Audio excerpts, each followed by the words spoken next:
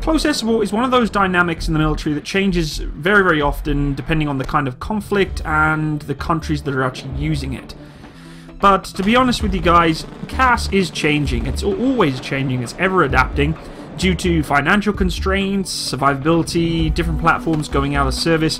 The one thing that I have noticed lately, especially for smaller countries that have a limited budget and a limited constraint on, you know, manpower and capabilities, is they've been looking for a close air support option that is not only very, very effective, but also quite cheap and very, very maneuverable for their forces, whether it be transportation of these things to a different area of the world, or just the ability to get lots of them up in the air very, very quickly. So today we are talking about the future of light turboprop attack aircraft. But it is coming into the spotlight a little bit more now, guys, and there's a number of key things that is being brought into light because of. First of all, though, when you talk about turboprops in a close air support role, most people get very, very upset, thinking, well, of course we don't need them. They're too slow, easily engaged, blah, blah, blah. They say it's a throwback, it's illogical, and they're normally the words that are thrown to describe close air support for turboprop and light aircraft used for close air support. However, these aircraft are lethal, compact, quite inexpensive, and really easy to support in the field, guys. Why should they pick a light attack aircraft? Well, light attack aircraft were pretty much just that. They're small attack aircraft like the A-37 Dragonfly or the Navy OV-10, with significant weapon loads but not designed to stand up in front of the apocalyptic Soviet NATO battlefield forces. Meeting air power demand with expensive high-end aircraft was the only option the United States really ever had, and they were just flying to death. There was just so many sorties going out that these aircraft that were being used were not really designed to pull out these sorties like that all the time. And the thing is, they are still doing the same thing right now. But before the United States could really determine what a light aircraft could be, they really had to determine it at an air combat command level. A lot of aviators wrote a concept for the OAX, OA meaning observation attack, and X meaning something that they didn't really have a number for yet, meaning it was experimental. They started with the historical examples, the aircraft they used to fight insurgencies in the jungle of Vietnam. The first example was the A-1 Skyraider, a hulking behemoth of a plane with a massive 18-cylinder radial engine designed as a carrier aircraft and transferred to the Air Force in 1964 after the Navy retired them.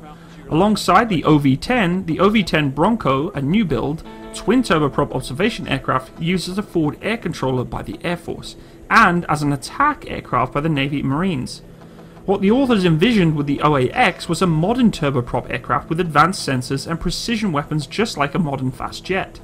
But they also wanted an aircraft that could forward deploy to austere airfields fueled from a 55-gallon drum setup, and supplied from the back of a pickup truck. None of which a jet can do very easily at all. They also needed to be relatively cheap to buy and operate. In short, they envisioned an aircraft that looked a lot like the earlier designs with the weapons and sensors of a modern jet. However, these aircraft existed. There is the A-29 Super Tucano that has been in use in Colombia since 2007. Raytheon had a conversion of their T-6 trainer, or the AT-6, that included a weapons capability. What we were looking for was the off-the-shelf, not needing a long development period type of aircraft. For combat operations in the Middle East, this seemed like a pretty good match. The aircraft that existed were two-seaters, light armoured, good day-night electro-optical sensors, guns and precision munitions. Unrefueled, they had twice the loiter time of fast jets, and guys, this is one of the biggest things that CAS must provide: on-station support for as long as possible. And trust me, I know these aircraft that we're looking at right now, in terms of flight capabilities, they are very, very good at fuel economy and very, very good at being able to fly long distances, high altitudes and extreme speeds without burning gallons and gallons of fuel. In 2009, these aircraft could have flown from a dozen US-operated airfields in Afghanistan that could not have really supported fast jets. But making the case to an air force that has already been able to afford extremely high-end aircraft took a lot longer than expected. For instance, the Air National Guard tested the AT-6 from 2010 to 2014 and judged it, quote, operationally suitable and operationally effective, unquote. Ironically, it wasn't the combat capabilities of the aircraft that made the strongest case. It was the health of the rest of the fighter attack enterprise. Basically meaning, guys, if we can use these tiddly little things to do the jobs of what the old big guys were doing that are expensive to run, then why wouldn't they? A modern turboprop is a computer-controlled marvel of engineering, guys. I'm not even kidding you. These aircraft are incredible. They're not just a little turbo plane that has a little prop on the front. They are literally like a jet fighter with a prop, and that's no word of a lie. And it is one of the most efficient aircraft power plants for the performance regime that it needed for the United States especially to operate in. It is extremely easy to maintain and very resistant to ingested debris, and that could be expected at forward airfields. Now, some of the other sort of contenders, I guess we should say, to replace some of the, high-end fighters and such, is just like the one you're looking at right now. This is the Textron Airland Scorpion. It's an American jet, and it's proposed for the sale to perform that light attack role, also for intelligence, surveillance, and reconnaissance gathering. However, this is still quite an expensive option at $20 million per unit cost, without support costs and weapon systems installed. That aircraft would be a good in-the-middle kind of ground aircraft for close air support. Not a turboprop, but not fast air, kind of in between. Cost is always an issue when it comes to buying new equipment, and these aircraft would be no exception to that rule. However, in terms of initial costing for these kind of aircraft, you're looking at a substantial drop. The United States Air Force has pretty much been looking for, like I mentioned before, back in the old days kind of requisition for the older turboprop engines. That being said, a lot of the light jet world said no way. They didn't care about fuel demand, they didn't care about debris resistance, cost and maintenance requirements. They can all get stuffed. Jets were new, turboprops were old, but no jet had the characteristics they actually needed in a power plant for an aircraft of this role. Other resistance relied on the panicked notion that the air defense threat would easily knock these things down. Suddenly, the widespread wish-you-were-dead air defense weapons would actually end the usefulness of light attack aircraft. Artillery is also exploding in terms of technological advances, and some people even say that close air support really is not needed that much anymore, which I will always disagree with.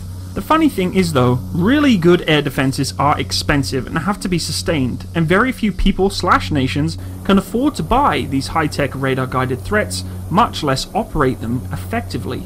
There really are places and scenarios where air power is going to have a hard time operating, but most of those places are really not affecting the US doctrine.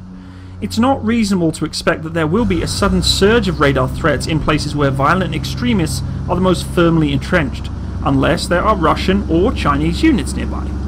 So you can really be assured that the light attack aircraft are not really intended for the radar threat environment, more sort of the heat-seeking environment. Nor are they intended for the environment dominated by hostile fighter jets or fighter aircraft. Because, let's be honest guys, that'd be just bloody stupid sending aircraft like that in those areas. The last issue deserves the real attention. Turboprop light aircraft are intended for lightly contested airspace where the primary threats are guns, shoulder-launched heat-seeking missiles commonly known as manpads. This is the environment that has dominated the threat airspace over Iraq, Afghanistan, much of Syria, Libya, Yemen, Somalia, and almost all of the entire African continent. In fact, in the last 25 years, the US combat operations have involved 176 days spent in contested airspace, and over 9,400 calendar days outside of it. Counting simultaneous operations like the no-fly zones as separate events, the total number of permissive days exceeds 17,000 flights. That's the environment of which the US has really been using up their highly capable legacy fighter attack fleet, and it's not going away anytime soon. It is highly ineffective when it comes to cost. Let's look at some other things that really would allow for benefits for these aircraft. They're quiet. It may not be obvious, but most gunners in an irregular warfare environment have to hear or see an aircraft to actually find it. They have no early warning system to feed them information. The experience with the AT-6 and A-29 on the training ranges are that they are quite actually hard to hear. By the time you hear them, you're in range of their weapon systems anyway. They are cool. Heat-seeking missiles rely on the signatures from exhaust or hot metal caused by friction with the air that they fly through. The exhaust of the A-29's turboprop, for instance, which is the exact same as the AT-6C, is mixed with strong prop wash, which isn't even hot enough to boil water by the time it reaches the trailing edge of the wing. The fastest moving part in the aircraft is the prop, which has to have a special equipment built in to prevent ice from forming. The exact opposite of a heating problem. Add into the ability of detecting missiles and dispensing flares, any aircraft would be less susceptible to heat-seeking threats than any other fighter or attack aircraft in the infantry. they are small. Worst case, the AT6 has less than half the exposed area of an A10 when looking straight up at it. Best case, looking at it nose on, it presents an even smaller target. The A29 is only a little bit larger than the AT6, and it can still be said that it's hard to keep sight of your own wingman at distances where the larger jets maintain visual formation. Small size makes an aircraft much harder to hit with gunfire, particularly with the obsolete, aimed by ex-Soviet anti-aircraft guns fielded by most insurgent groups worldwide. So overall guys, let's be honest, close air support in terms of a light roller tech aircraft make complete sense. If we can use these things for the task that some of the bigger, more expensive fighter aircraft have been trying to fulfill, it's a no-brainer guys, it really is, and that's why the US Air Force and the US military is experimenting so much with these aircraft and looking for potential new options for close air support in these roles, whether it be the AT6, you know, the Super Tucano, or those sort of aircraft, or even maybe the Textron Scorpion.